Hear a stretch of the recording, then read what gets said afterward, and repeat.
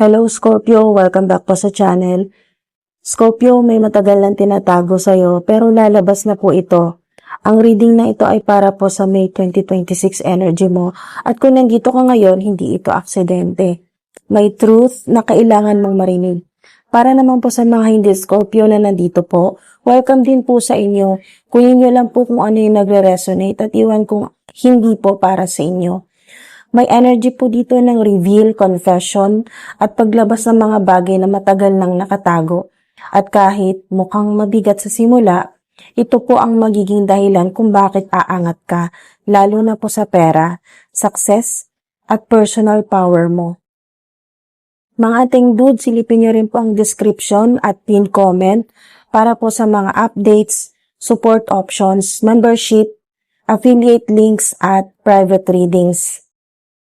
Simulan na po natin mga ating dude. Umpisaan po natin dito sa on the table card po ninyo. Scorpio, itong card na ito ay malinaw ang mensahe. May isang situation na hindi na pwedeng itago. Kung may matagal ka ng kinukutuban, kung may nararamdaman ka na parang may hindi sinasabi sa'yo, this is your confirmation. Ito pong on the table energy, ibig sabihin, ilalabas na ang lahat. Pwedeng may usapan na mangyari, confrontation, o bigla ang realization na hindi mo na kayang i-ignore. Kung ikaw po yung tipo na matagal lang nagtitiis, tahimik lang pero deep inside alam mong may kulang o may mali, hindi ka na pwedeng magbulag-bulagan sa part na ito. At kahit uncomfortable ka, ito yung simula ng clarity mo.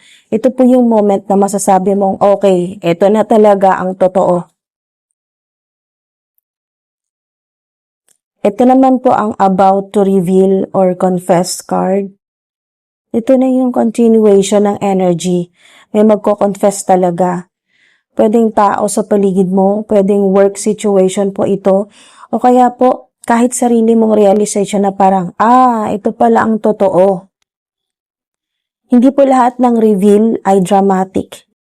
Minsan, simpleng salita lang po pero ramdam mo na doon nag-shift ang lahat.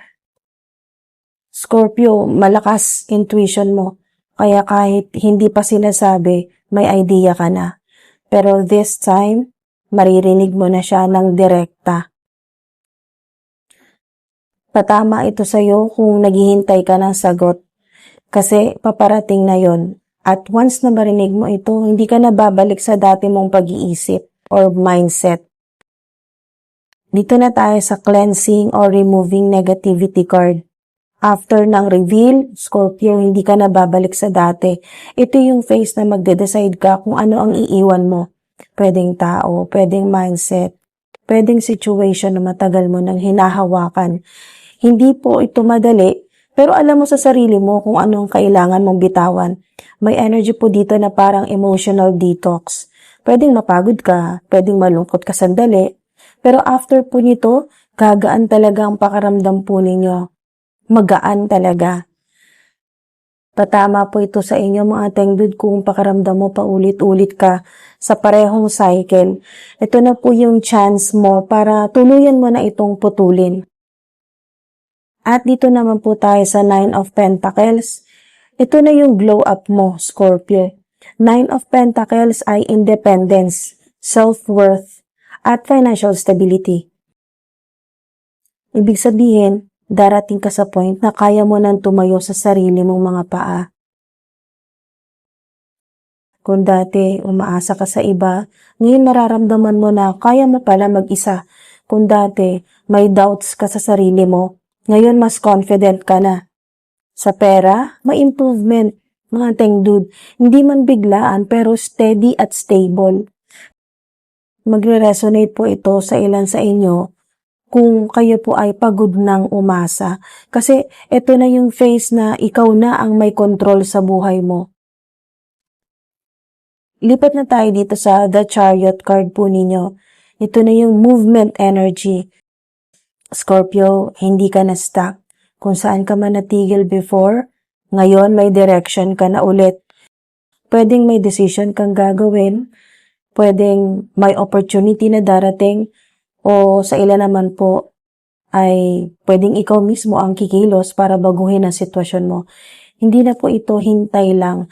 This is action phase.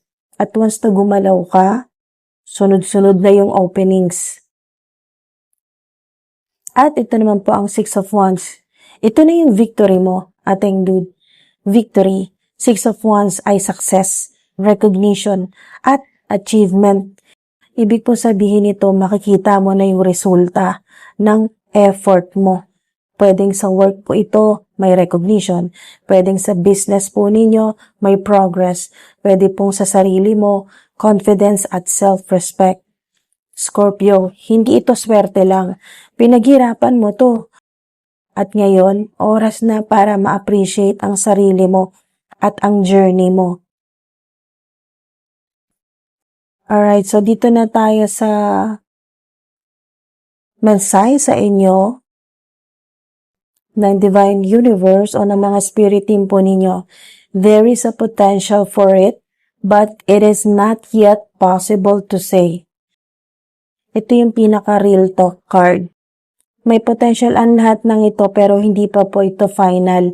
Ibig sabihin, nasa kamay mo pa rin ang magiging outcome. Scorpio, nasa harap mo ng opportunity pero kailangan mong piliin kung paano mo ito haharapin. Kung tatanggapin mo ang katotohanan o truth, magle-let go ka ng negativity at magfo-focus ka sa growth mo or expansion. Makukuha mo ang success na ito. Pero kung babalik ka sa old patterns, pwede po itong ma-delay. Ibig po sabihin, Scorpio, may possibility ang lahat ng ito, pero hindi pa po final. Nasa kamay mo pa rin kung paano mo ito i-handle.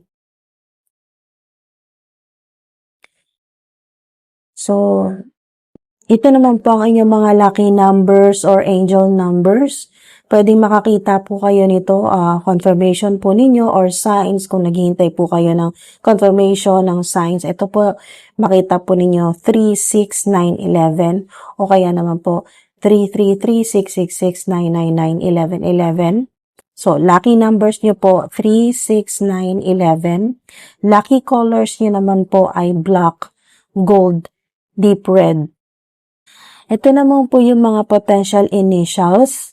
Pwedeng initial mo or initial po ng significant person or yung may connection po sa inyo or iniisip nyo po ngayon na tao. So, initial naman po ay M, J, A, R, at S. So, mga teng dude, ito naman po ang good news. Sa spread po ninyo, may paparating na success at recognition sa'yo.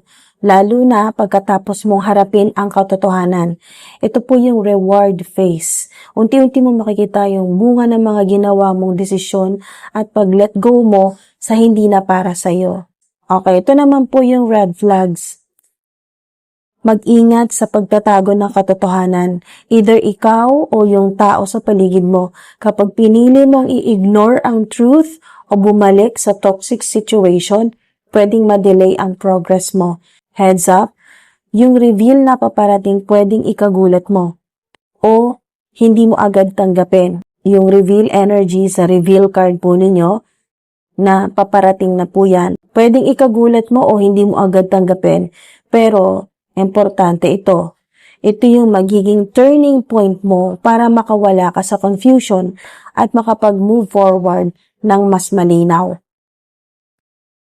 Scorpio, or kahit hindi ka Scorpio at umabot ka hanggang dito po sa dulo ng video, kahit may mabunyag na hindi mo inaasahan, tandaan mo, ito ang magiging dahilan kung bakit aangat ka. Minsan, kailangan muna nating makita ang totoo bago tayo makarating sa tagumpay. Maging successful, yumaman, kung ano man po yung minamanifest ninyo mga ateng dude, or magkaroon ng inner peace, maging masaya sa buhay, masagana, lahat na po na minamanifest po ninyo. Okay, ating dude. Pero kailangan munang makita ang katotohanan, ang totoo. Maraming salamat po sa panonood, mga ating dude. Ingat po kayo palagi at sana samahan niyo pa rin po ako sa next reading. Salamat po, ingat po.